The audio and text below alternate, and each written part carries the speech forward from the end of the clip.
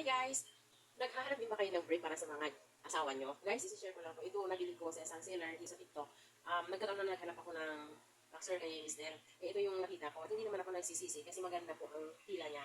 At saka hindi siya mainit sa balat. Kasi minsan, tinry ko siya. Actually, 12 pieces ito. Mura lang po ang pagkabili nito. Nasa 189.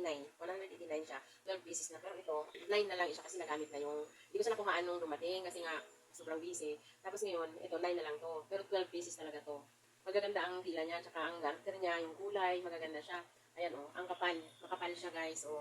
At saka hindi siya basta-basta nakukunit. Ayan o. Kaya, ano talaga sa seller, ano ko sa seller, maganda siya. Ayan.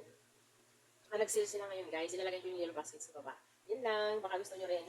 Gusto nyo rin, itry nyo po guys. Hindi ako mapapahiya sa pag-endorse ko nitong brief na to kasi maganda siya. Boxer pala. Itong boxer na to. Then maganda siya. Ilagay ko na lang sa yellow basket guys. Ay, ganda siya, di ba? Yun lang. Check the yellow basket.